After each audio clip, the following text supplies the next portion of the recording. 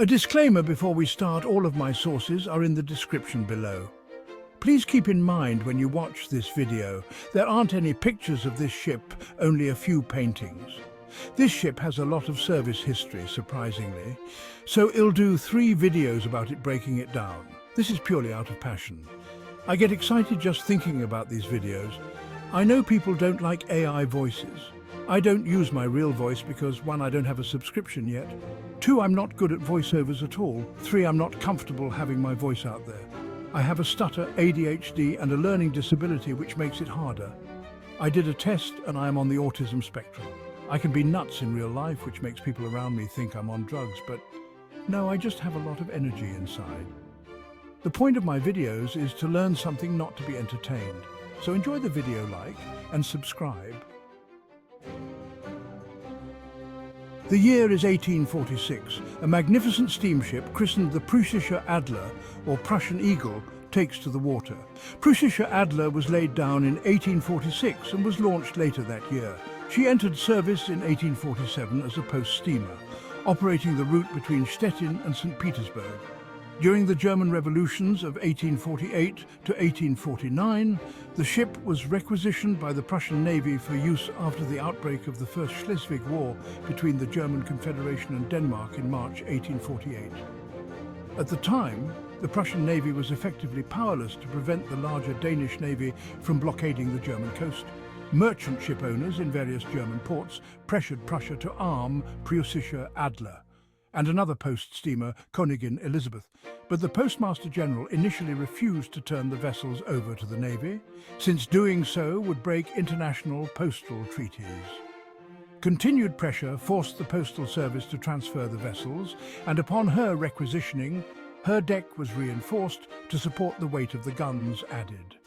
While under naval service, the ship carried the prefix SMS. During this period, from August 1848 to August 1849, the ship was commanded by her civilian captain, Paul Barrenden, and she retained her civilian crew. The ship got underway for the first time as an auxiliary warship in August 1848, steaming first from Stettin to Swinemünde. By this time, the Armistice of Malmö had been signed on the 26th of August, temporarily ending the conflict. By August, the so-called Fünfzigerausschuss, Committee of the 50, of the Frankfurt Parliament, became aware that the Prussian fleet had acquired Preußischer Adler. The parliamentarians requested that the Prussians turn the vessel over to the Reichsflotte, Imperial Fleet, but the Prussians refused. Later that month, she assisted with the launching of the gun yawls, Nocte 3 and Nunster 4. With the fighting stopped, the Prussian Naval Command debated the continued service of Preußischer Adler. The senior naval officers convened a committee on the 5th of September to evaluate the vessel. Since the Russia-Prussia postal line could not be re-established owing to the uncertain political situation in the Baltic Sea, the Navy initially opted to decommission Preußischer Adler. But after Denmark remobilized its forces in February 1849 to resume the conflict with the Duchy of Schleswig, the Navy decided to return the ship to active service, and at this time the 2 32-pounder guns were added. The ship was recommissioned in May, with Barrenden again in command.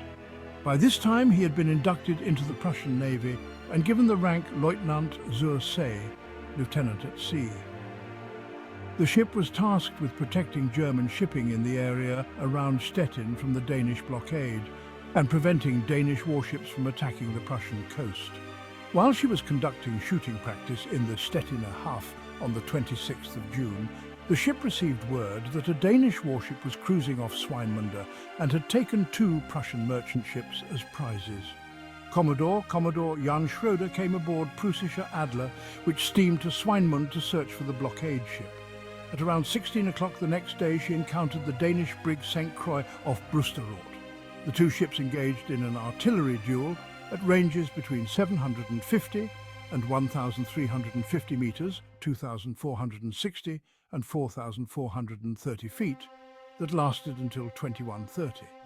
This was the first naval battle of the Prussian Navy after it had been re-established.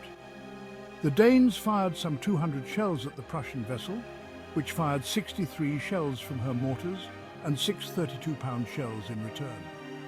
Neither side was significantly damaged in the battle, though Preussischer Adler was hit once by a shell that killed one man, the first battle death of the Prussian fleet.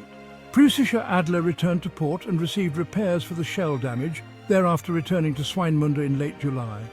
She saw no further action as a second armistice had been signed, again stopping hostilities.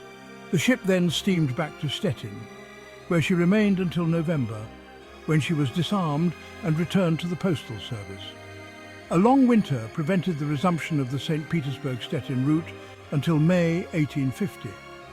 She operated on the route without incident until 1862, when the Prussian Eastern Railway had reached St. Petersburg. The rail line was much faster than Preussischer Adler, rendering the maritime route superfluous and bringing her career as a postal steamer to an end. She once again passed into service with the Prussian Navy, which was at that time searching for vessels to strengthen its fleet. The ship was used to replace the old paddle steamer SMS Danzig, which had recently been decommissioned. Preussischer Adler was commissioned on the 18th of July and taken to Danzig to be reconstructed for naval service.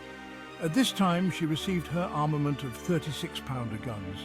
That's the end of part 1. Like, subscribe and enjoy the video. Knowledgeable Knight signing out.